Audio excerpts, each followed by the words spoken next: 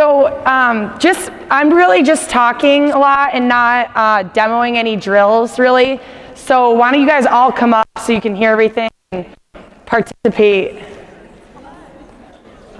Yeah, that's perfect. Thank you. Yeah, you can come up. Yeah.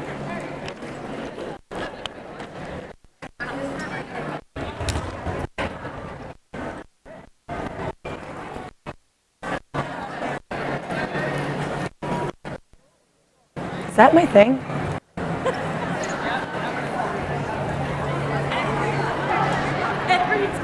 Is that making a noise? Is that noise from this? Do you hear? No. Oh.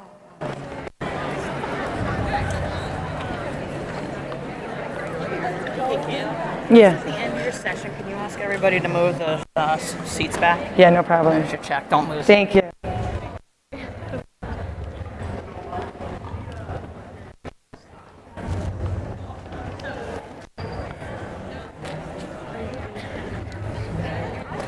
Are you sure that's not my thing?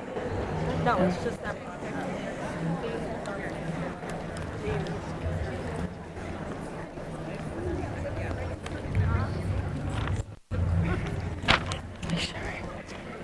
Okay. All right, so my name's Kayla Treanor. I played at Syracuse University, and right now I'm the current assistant coach at Boston College. I'm just going to be going over some Crease attack philosophies in terms of playing with other people, but also the individual attacker. I was really lucky as a player. Can you guys hear me? Sorry, I can't tell. I was really lucky as a player to learn from Gary Gate and Katie Rowan and Michelle Tumalo, some of the best Crease players of all time.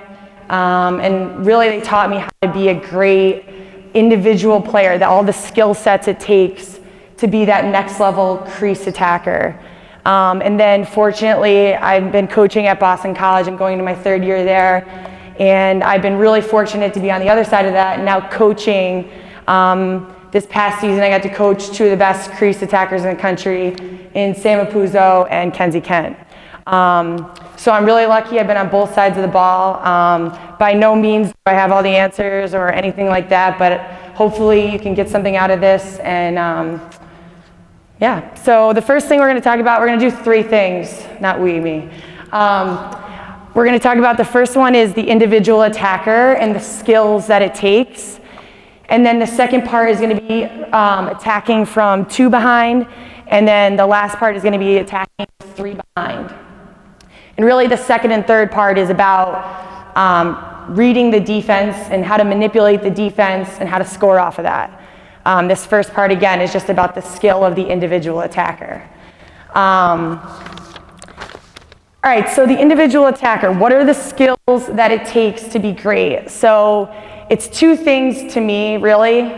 I'm sure more, but the 2 big things to me are Crease IQ, which we'll get into, and then the biggest thing is stick work range. So to me, stick work range is that ability to play off of your body, right? So not playing in tight, the ability to play with the ball off of your body, okay?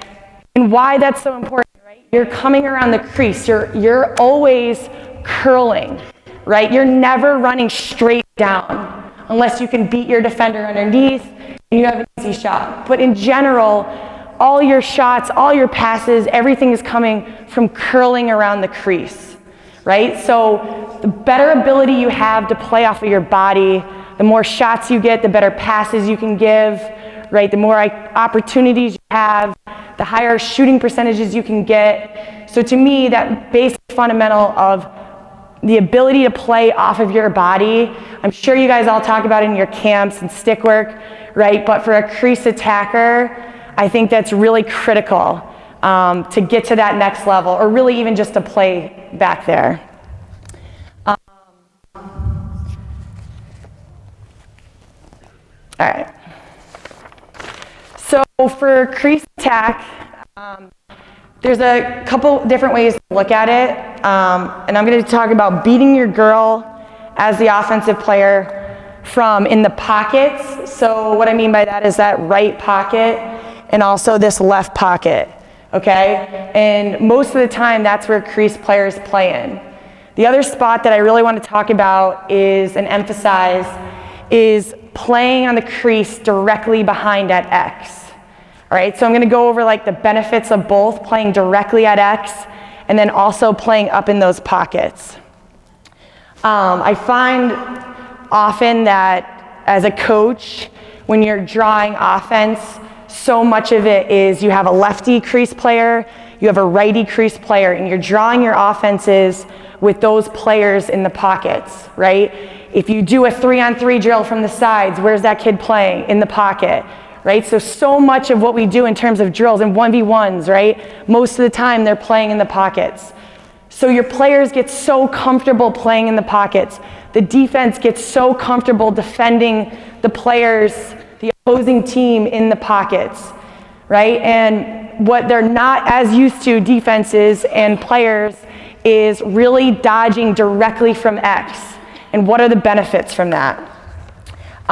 So if we'll just talk about that, start with the benefits of dodging directly at X. So one of our rules, I guess, at BC is if they pressure you behind at X, we're gonna get the ball there and we're gonna beat our girl, right? So the benefits of this, right, is one, when you go directly to X, right, I'm not playing in a pocket in this area. Does that make sense when I say pockets and directly at X? So if I'm dodging here and I'm dodging up, the slides, the defense knows exactly where it's coming from. It's gonna come from here, right? When you're dodging directly at X and you have a player who can go both ways, right? Even if they're not really comfortable scoring in their non-dominant hand, if they can attack both ways, it's harder for the defense to set up who's gonna slide, who's the go, right? So it's a little bit harder to stop in terms of that. The other thing offensively, dodging directly from X, is that, and why it's so critical, I think, offensively, is that every player that's off ball, right? So the person dodging from X, every player that they pass to, whether it's a skip for a pump for shooting space, whether it's a little dump to the middle, whether it's a pass up to the 6, every person who's receiving the ball is facing the cage, right? So when you dodge in other areas, either up top or on the elbows or wherever you like to dodge from, you can't really guarantee that the person that ends up open is going to be facing directly to the cage, right? So when you're dodging from X and you're creating slides and you're passing the ball for scoring plays, you're basically guaranteed that all of those players are facing the cage. I know this sounds really basic and obvious, right? But it's, to me, why one of the reasons it's so important to be able to dodge from X. It's the difference between a quick stick and a low percentage Twizzler shot. And then the other benefit, I believe, dodging directly from X, especially when you have really talented players back there, is that now, instead of having to take shots from the 6, right, 5, 8 yard line, right, all of your shots are almost a step to 2 off of the crease. If you beat your girl, or even if you don't, if you're shooting around her, you're right on top of the crease. All you have to do is shoot around the goalie. You don't have to rip the ball that hard and worry about shooting into a defender. You're right there, right? Your best players are this far away from the goal, right? And that's not even good offense. That's just if you can dodge from X, right? So I believe getting your really talented players down at X, I think it gets them shots close to the goal, and it usually gets them more shots. And those shots that are closer to the goal, right, that's all higher percentage shooting, right? If you look at all of our, crossover, huddle, shot selection stuff, right? The closer you get, the higher the shooting percentage goes. So you're taking your really talented players and already putting them there. And then some of the benefits now of dodging in the pockets. So something I really believe in is when you dodge in the pockets, if you can dodge underneath, so meaning Carla, or whoever, yeah. So if I can dodge on either side of the goal underneath my defender and beat her, I think you're almost unguardable. If you can do this, how does the defense stop you, right? So your choices. If they slide down on the same side, but you beat your girl, she's sliding to your back, you still have a shot, right? If you dodge underneath and the defense slides cross crease, you have a dump pass across the goal. And that's on both sides of the crease, right? And why, so you two, Carly, come out here, be the offense. Yeah, Hallie be offense, Carly play defense on her. So if I'm dodging underneath, right, and Carly slides across crease, I have this because most of the time that backside defense, right, they're playing their girl up the line. They have to change their body from up to downfield, and it's really hard to get there. So either way, whether you slide down, and this is a man or a zone, if you slide down, you're on my back, I still can get a shot off. Your only chance is at a back check. And if you have good skills, you're not gonna get back checked, right? Or they're gonna slide across crease and you have an easy dump pass. So on both sides of the crease, it's so important to teach your kids to dodge underneath. And one of the things I think that's helpful is I believe that a lot of people, coaches, have their righty crease players go to the right side, their lefties go to the left side.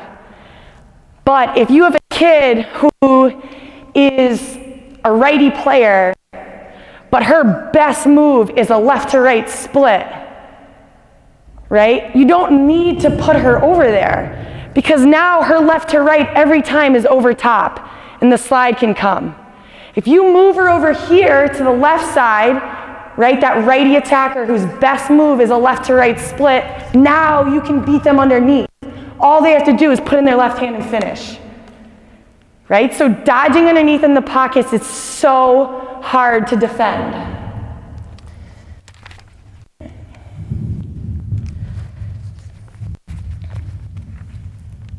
And then the other benefit too is, of course, you're not going to dodge underneath every single time. If you can, that's freaking awesome. Tell your player to do that 10 out of 10 times until they get stopped.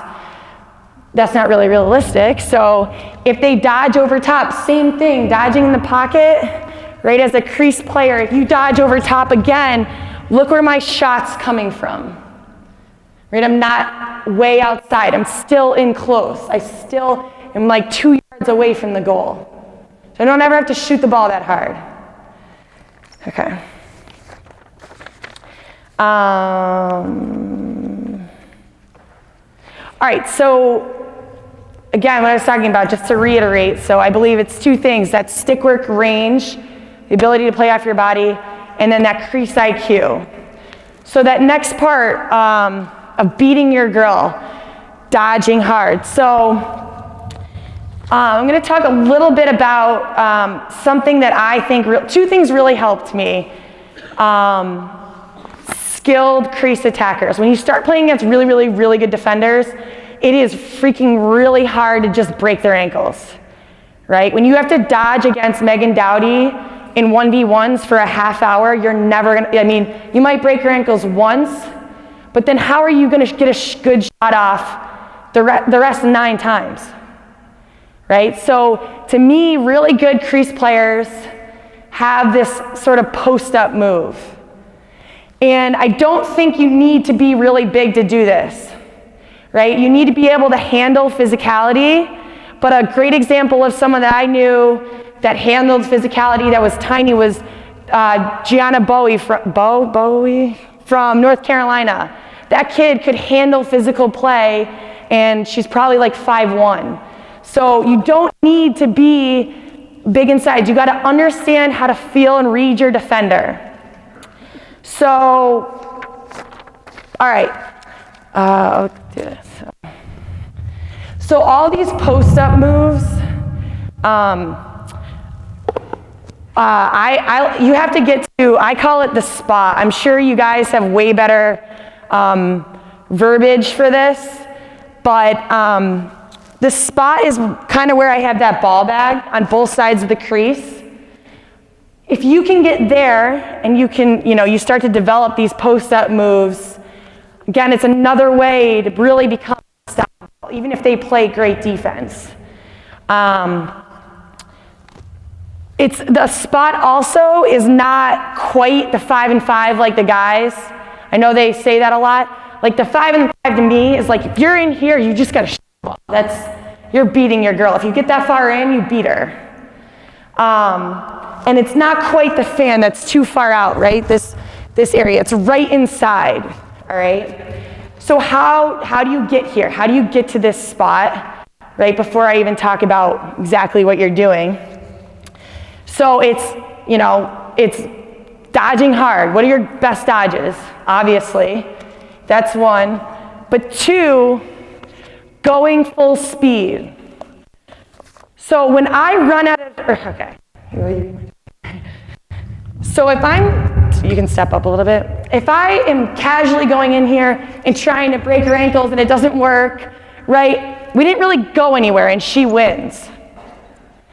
Now, if you stay there, if I come back and I run at my defender at full speed, my momentum and her momentum bring us in, hopefully closer to that spot, right? If you can't really beat her, if you can make one little move and run full speed, our momentum can get us here.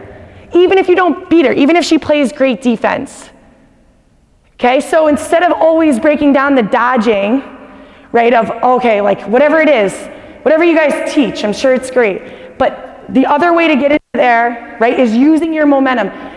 Running at a defender full speed. When you have a really good attacker running at you full speed, you're just, oh shit, right? Like, that's hard to defend. Sorry, I shouldn't have swore.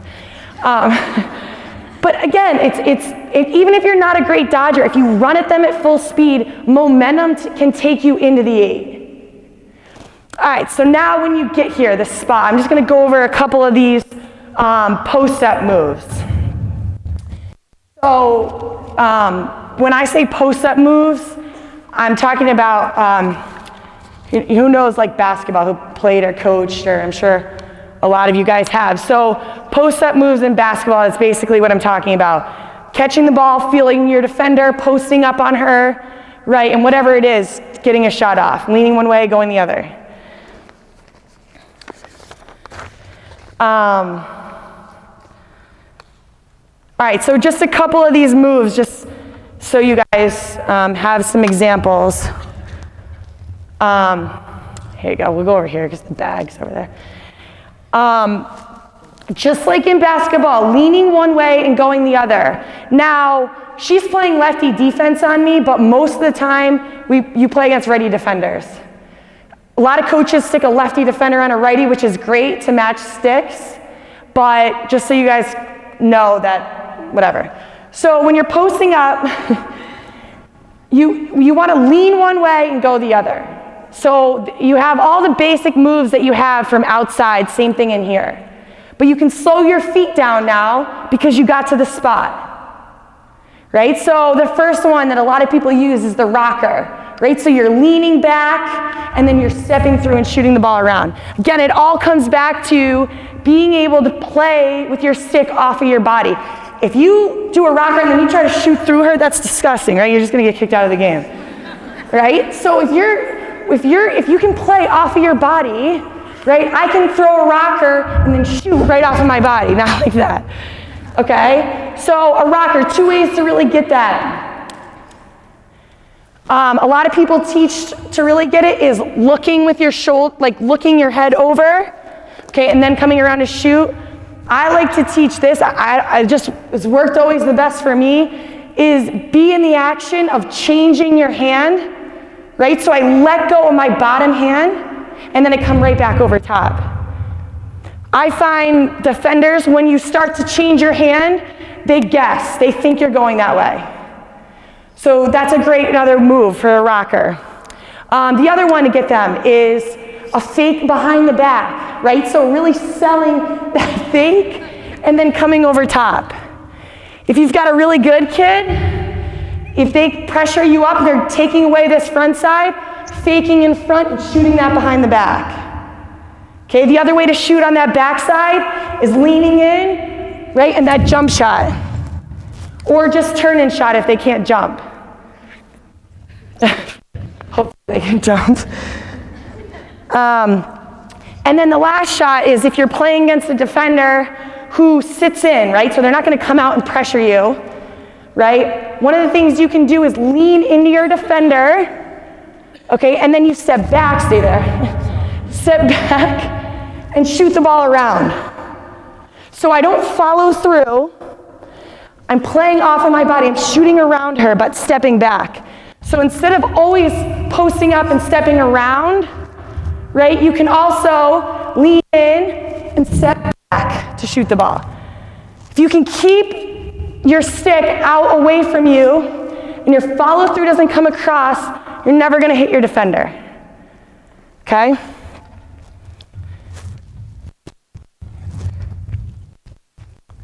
Oh, one last thing about that. So the biggest thing to watch when your players are doing that is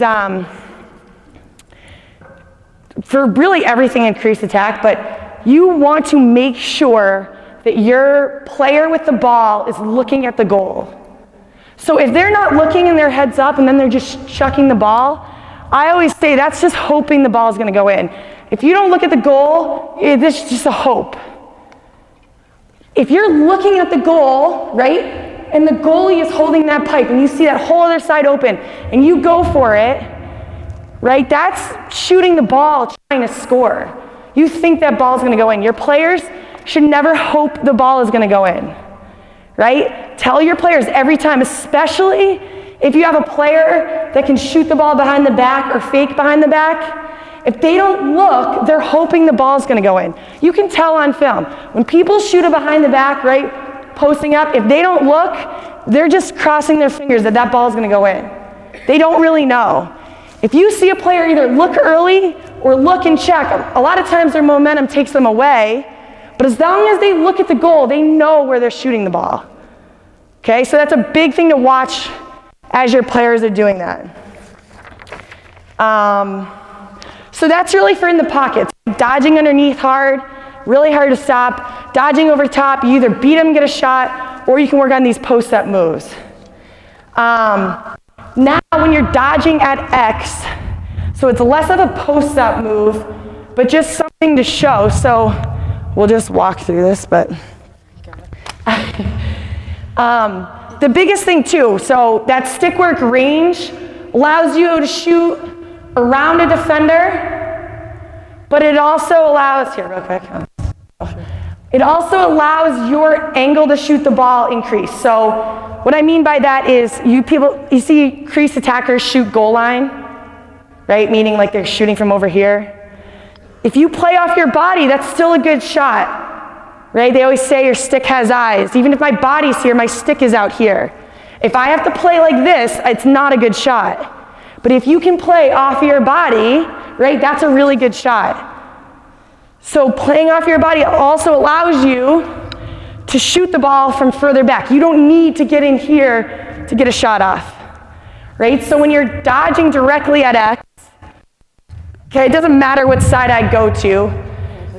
Yeah. So let's say I dodge this way, and my momentum's coming here, right? And this position right here, my stick's free. All right, my defender is basically like a goalie at this point. She's in the crease. It's like practicing, if she's not here, it's like practicing shooting around a goalie from here, right? She's in the crease. She's screening the goalie, actually. It's more helpful.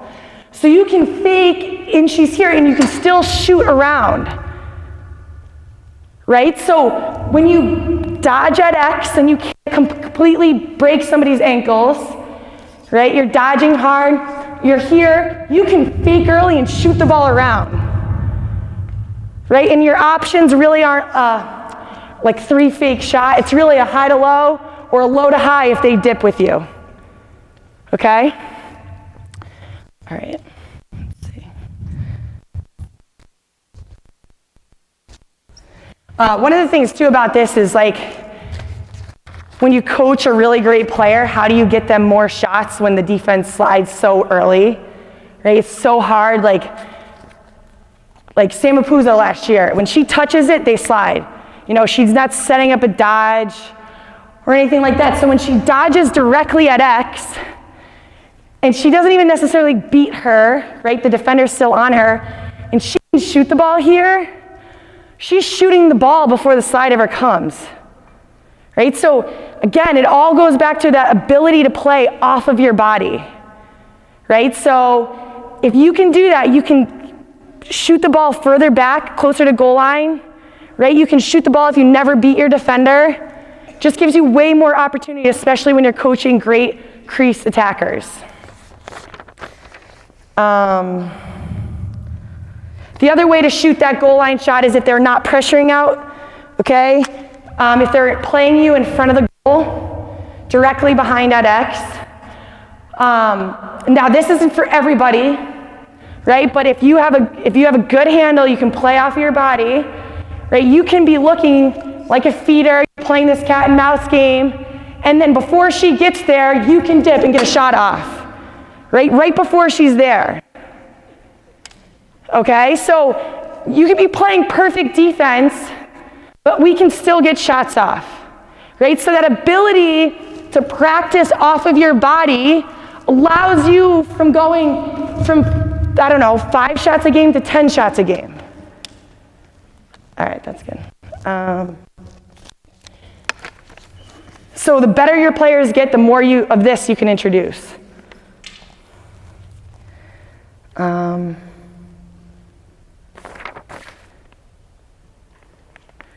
right, so just to wrap up the individual stuff, right? That stick work range, those post-up moves, and shooting at GLE.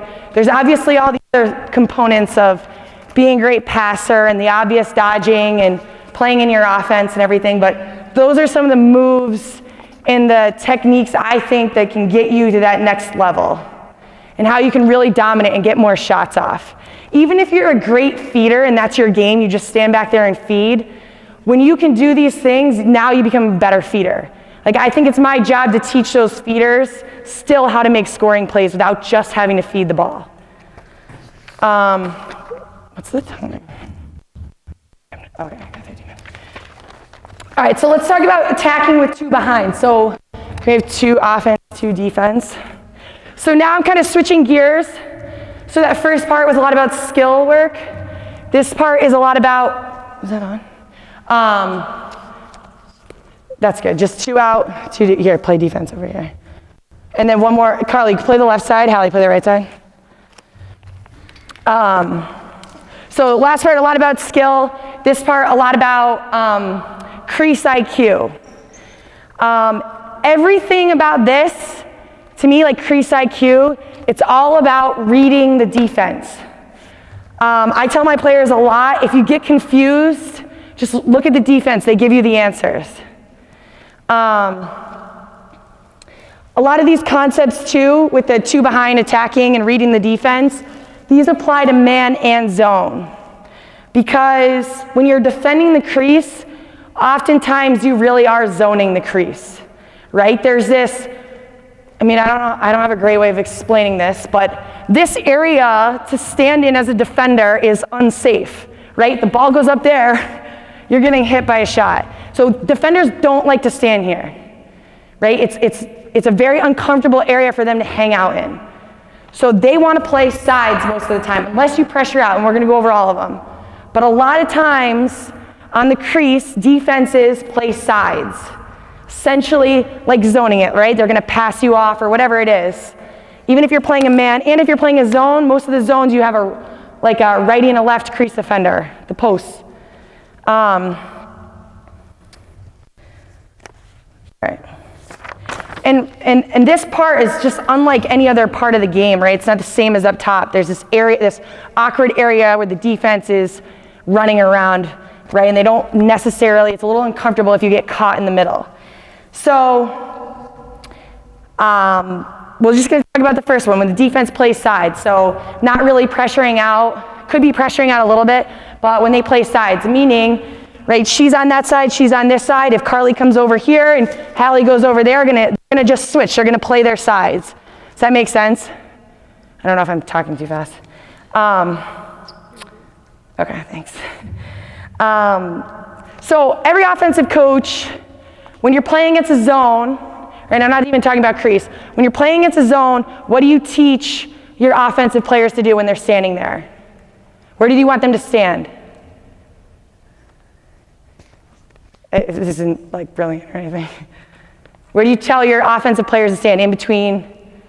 Yeah, in the gaps, in the seams, right, in the holes. You teach your players to stand in the gaps of the zone, right? When you're on the crease, way too often, I think, you play, again, it's because of the drills that we do, and the offense is the way we set it up, but too often we play righty and left side, and that's it. We're actually playing into their game. So, like against a zone, right? If we have a zone here and a zone here, and there's two offensive players standing right behind the defender, right? That's not good. You want to play in the zone. You want to stretch the zone. So here, if you just continue to play sides just like them, you're just playing in it. It's easy for them to defend.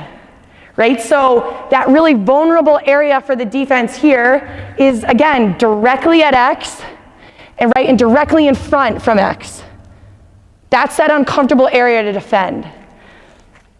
All right, so what you want to do to beat this, we want to attack the 2-on-1 when they're playing sides. So, all right, hang on. So there's a bunch of ways to do this. It's in front of the cage, behind the cage, whatever it is. Let's say you have a ball? Okay, perfect. Let's say Carly is driving up and passes to Hallie.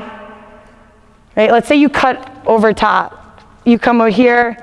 Right? Sometimes what they do, if you're further through, just say right on the crease, and you're dodging hard over here, what do sometimes they do, the defense, if they're playing sides? Switch, right? This isn't exactly perfect, right? We're going to go in front and behind. But when they switch, basically all these players, they just cut through, they come, they get picked up, right? And they're just playing into their game. I'm talking specifically in front of the cage. When that happens, Hallie's coming around this side. If I'm Carly and I'm cutting through, right? I don't want to just come and get picked up. As soon as you hear that switch, wait, go back a little bit. As soon as you hear that switch, this awkward area right here, you want to cut, you want to ask for the ball, right? Especially when you're playing against a zone. This happens all the time. You're just cutting around and you don't even know that you're open. They're passing you off, right? Sometimes it's a little bit further. You're a little bit further over there. She's coming hard, right? You want to cut back to the ball. You're open. When they pass you in front, you're open, right? It could be a pop back like this. Could be a pop to the ball, or it could be immediately just holding that space. Okay? Let's say behind, we're behind. And for whatever reason, let's just say they flip. They flip behind and the defense yells, switch. This should trigger something in your attacker's mind.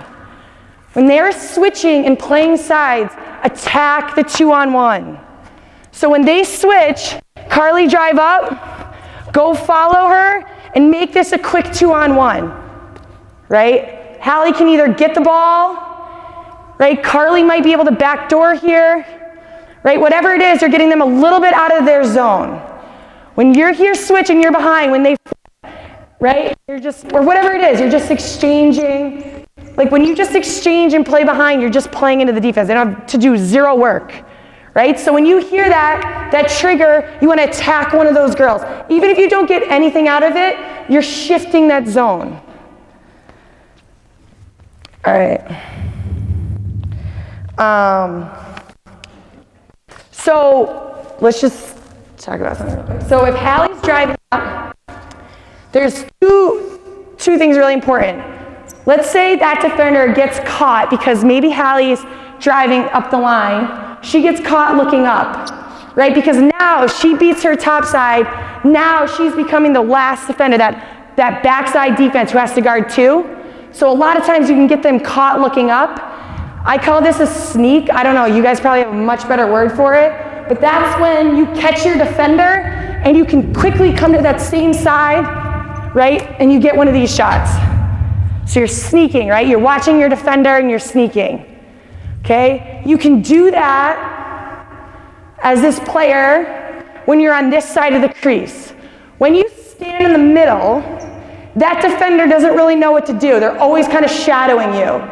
When you're over here, they know they're on this side, so they oftentimes just look up. They feel safe here on a side. So she starts to feel safe, and then you can go and creep, right, and get this sneak shot. All right, let's say you get one of those on a goal or whatever. Now, Hallie drives up, I come across, and the defense flies across the crease to stop me so I can't get this shot. Now what you can do, okay, you want to go from this pipe to the back pipe. So you want to pop back, yep, get the ball here and attack this side.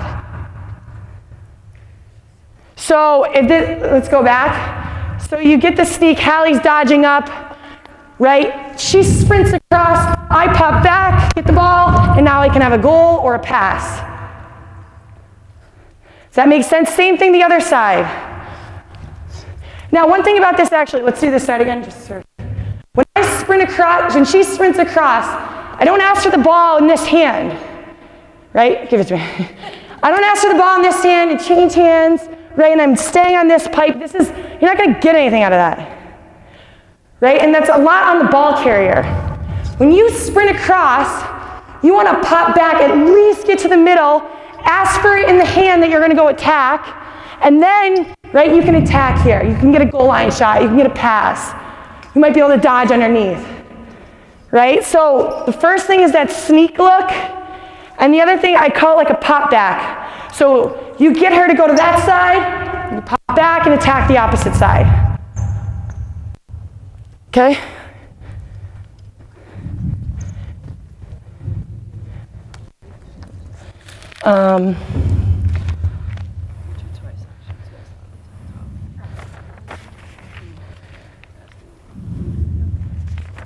Sorry, I'm out of breath.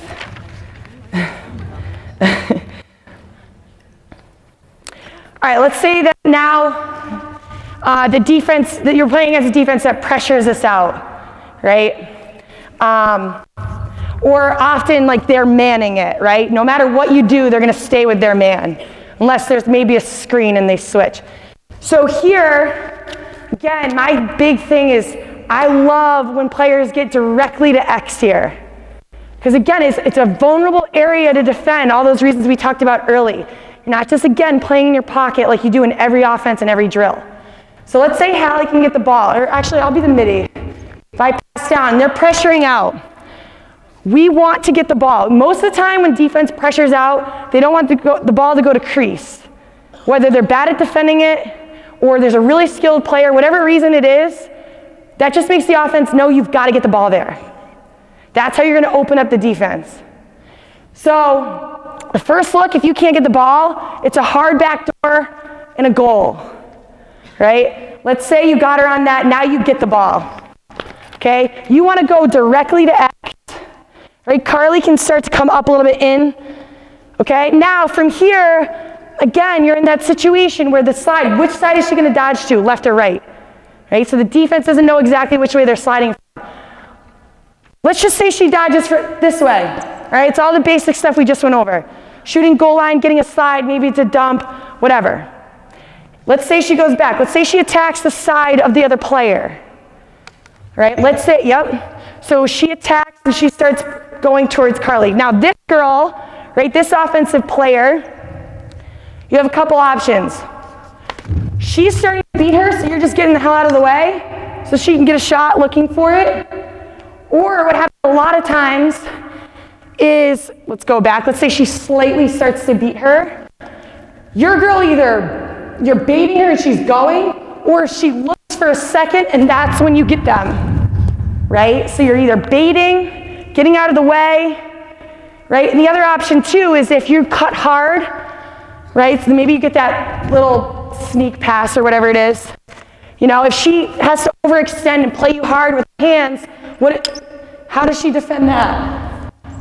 Right? So every way they play you, you can beat them. There's little ways to beat them. That might be an exaggeration. All right, cool. Let's do last thing. Let's go when we play with 3 behind. Am I okay on time? Okay.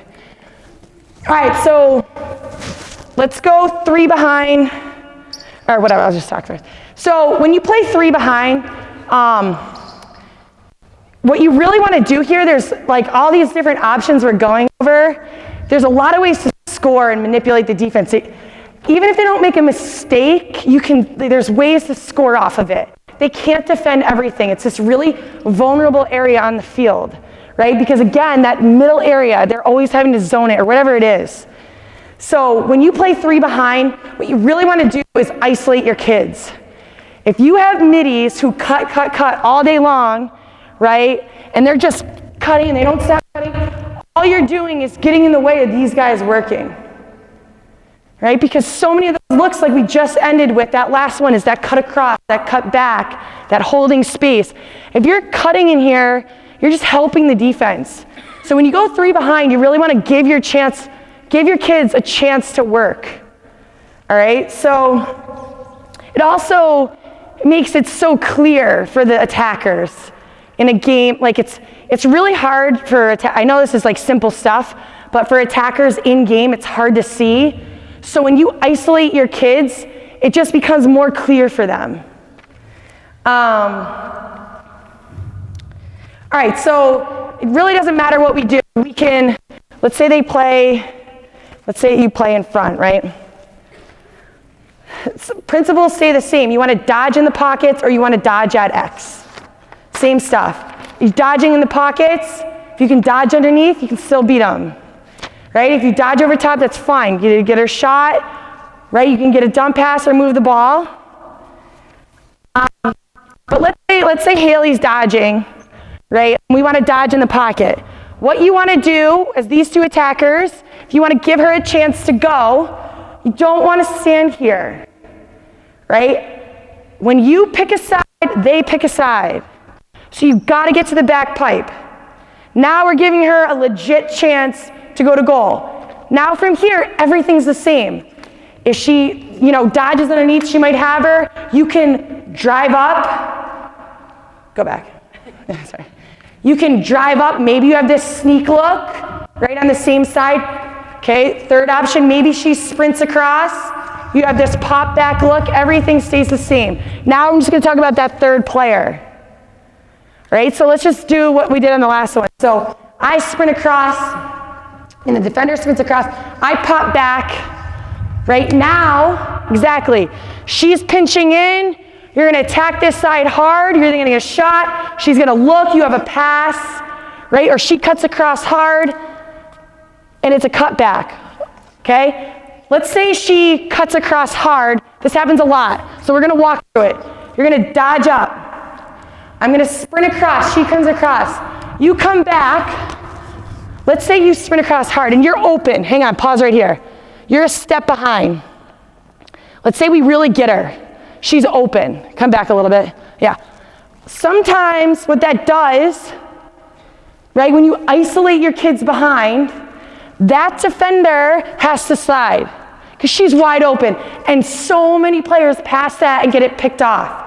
I know that's happened to me at US probably 1,000 times, right? So that last look, your job's not done over there. You can either hit on the front side of the crease for a little crease shot, right? So you can fake that pass and pass across. Or, right, sometimes, here, just switch with me. Will you come here? So same exact thing, I'm just switching spots with her. It's either that quick crease look, or a lot of times, it's asking for the ball behind the cage here and then getting the ball. Because when you play against a really good goalie, sometimes that cross crease pass gets picked off. So if you just move your body a little bit, asking for the ball with your strong hand up, right, it's either goal, or whatever. You get a slide, I pass to Carly. Right, does this make sense? Ish. All right, let's see.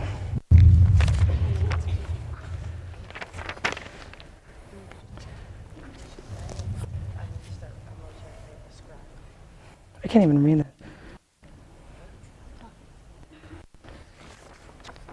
I don't know where.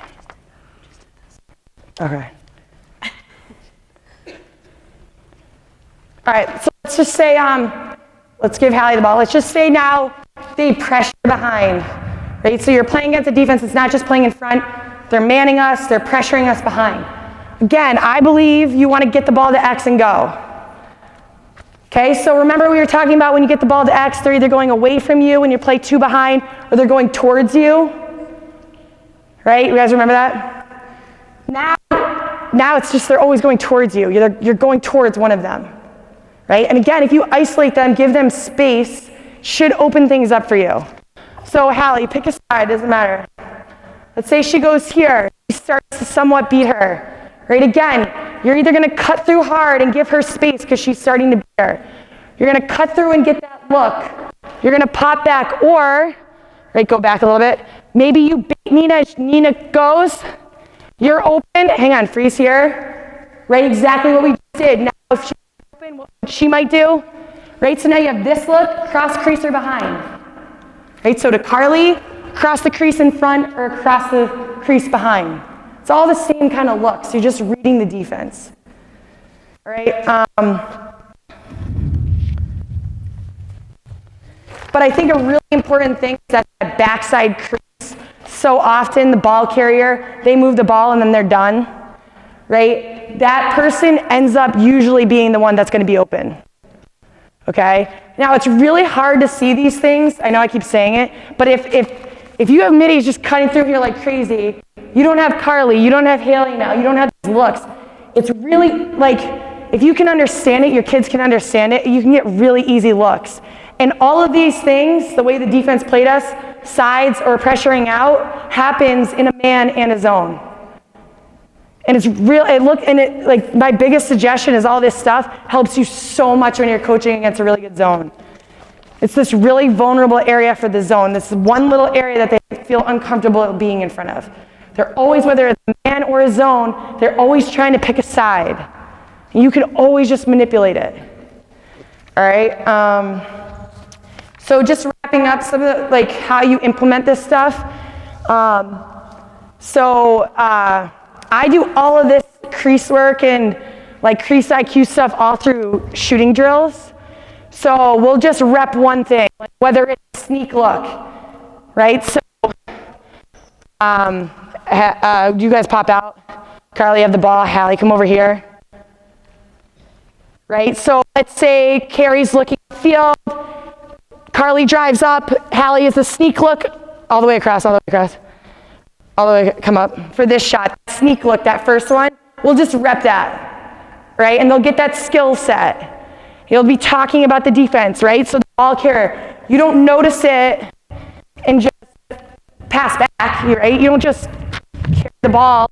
You don't carry the ball and then give her 1 yard to shoot it, right? You carry the ball up, you're reading it, you carry the ball up, and you make that pass, you give her space. Right? So you talk about all these things, everything you can do in a shooting drill. I actually always start it without any defense too, and you just talk through it. Then there's no pressure, anything. So I just do all shooting drills, no defense, then you can start to implement a little bit of defense. And what's really great about that is like, you really want to talk through everything with your players and see if they get it. Because to me, what becomes really unstoppable, right? Last year I coached Sam Apuzzo, Kenzie Ken, and Dempsey Arsenal. We put her down on the crease. Because when you get players that can all understand it, it becomes so freaking hard to stop.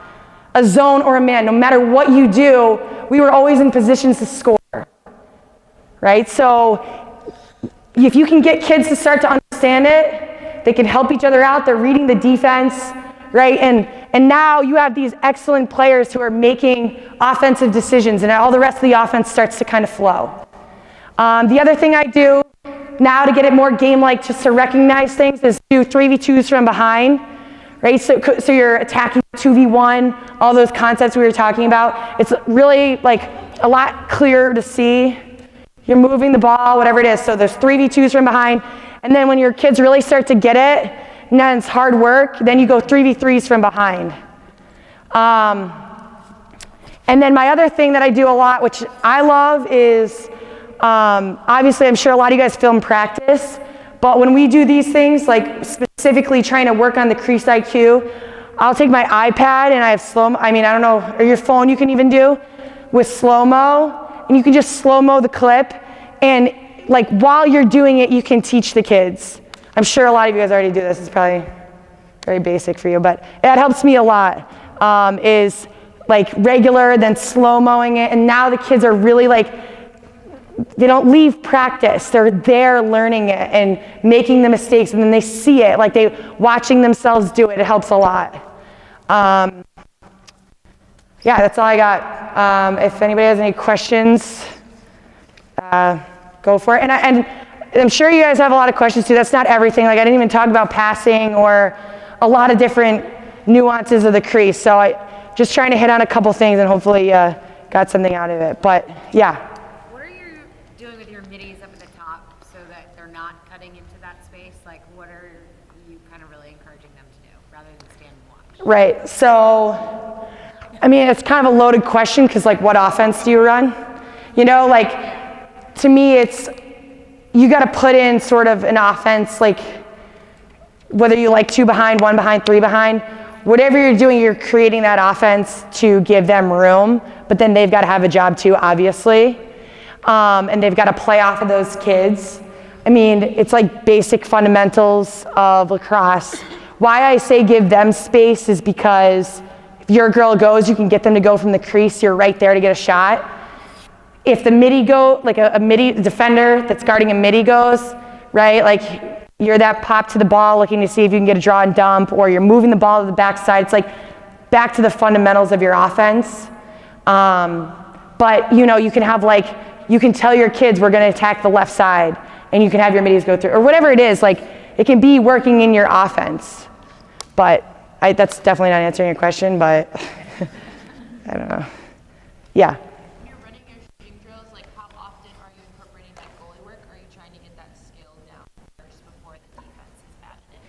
Yeah, so the hardest part about this is, even with the most skilled players, is the IQ. Not even just understanding it, but then to do that in real time in a game is really hard to start to get. So for me, I don't ever have like when I'm introducing this stuff, I don't ever have a goalie. Like if you want to work on your goal line shooting with a goalie, that's like outside of practice reps to me. Like for this, it's really, like it's not about the goalie at all. It's about like teaching this IQ. Can you read the defense? What are they doing? How can we manipulate this? How can you do this in real time? So at most I have defense in it. I mean, and then when you get to 3-on-3s, you're live, you go with a goalie and defense. But for me, it's like to start when I'm doing the shooting drills, it's like no goalie. I really don't care about the shot at this point. I'm teaching the IQ about it.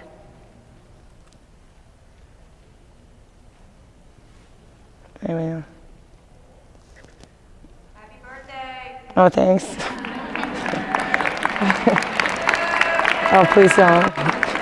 I hate my birthday. Thanks, guys.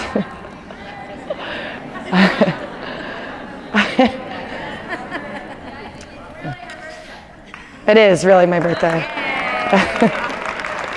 Wouldn't want to be anywhere else. All right, cool.